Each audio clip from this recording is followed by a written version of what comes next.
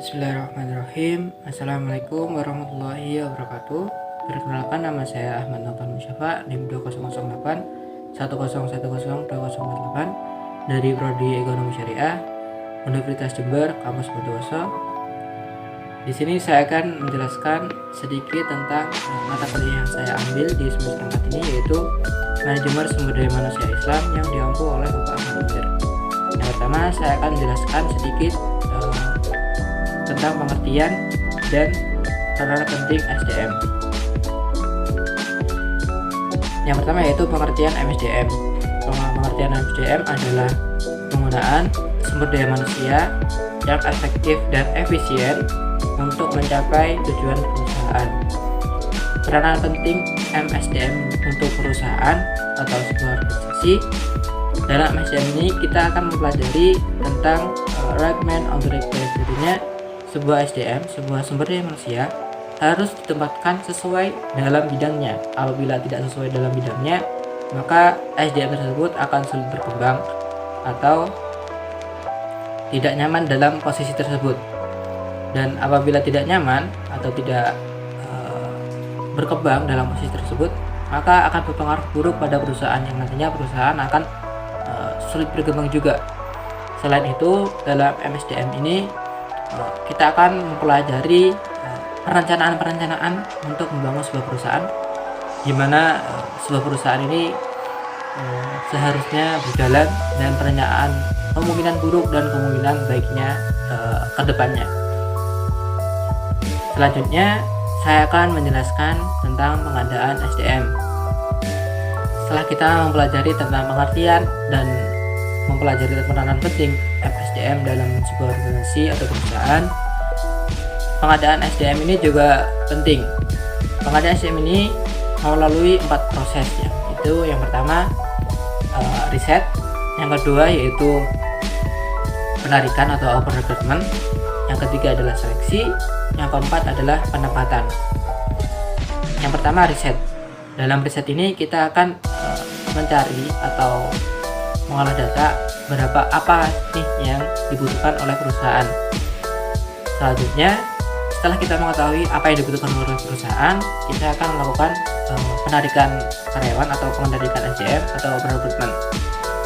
Dalam open recruitment ini kita akan memberikan syarat-syarat bagi para pelamar untuk melanjutkan di tahap selanjutnya.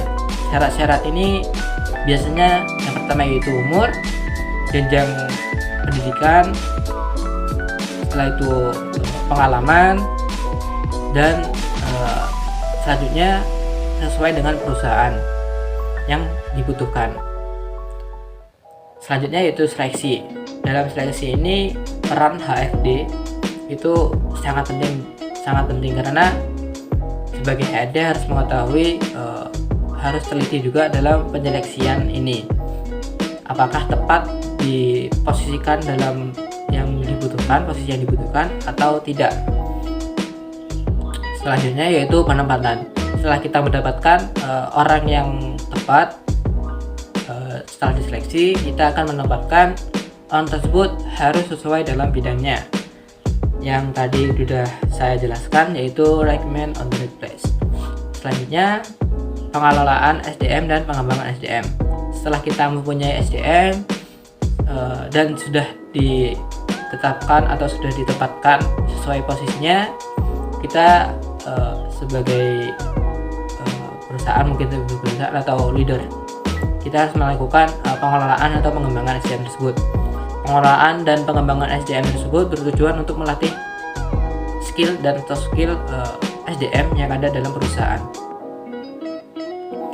Contoh kecil pengelolaan atau pengembangan SDM ini adalah pengadaan pelatihan atau webinar yang dilakukan oleh perusahaan, yang pengadaan tersebut harus sesuai dengan riset atau sesuai dengan kebutuhan perusahaan. Apabila contoh kecilnya, mungkin untuk yang sekarang ini kan teknologi sudah berkembang dengan pesat dan dibarengi oleh teknologi tidak lepas dengan adanya media sosial. Jadinya mungkin adanya pelatihan desain grafis, pelatihan penggunaan laptop yang lebih efisien dan efektif, dan juga pengelolaan media sosial yang dibutuhkan oleh sumber daya manusia di perusahaan tersebut. Selanjutnya yaitu manajemen karir. Manajemen karir ini berhubungan langsung dengan individu SDM tersebut. Jadinya bagaimana individu tersebut dapat memanajemen karir yang ada sekarang. Jadinya normalnya manajemen karir ini individu harus menaikkan karirnya yang sekarang. Jadinya harus berusaha berproses naik begitu. Itu normalnya atau lebih baiknya manajemen karir itu seperti itu. Contoh manajemen karir ini adalah promosi. Promosi adalah kenaikan pangkat SDM yang dibarengi oleh lebih luasnya tanggung jawab, lebih luasnya yang diampu atau yang dikuasai, dan juga nanti setelah itu kita juga mendapatkan gaji yang naik begitu. Enaknya dari promosi seperti itu. Promosi ini berdasarkan riset juga dari perusahaan. Berdasarkan mungkin perusahaan melakukan penelitian SDM, apakah SDM ini berkembang baik atau berjalan normal atau malah menurun jadinya.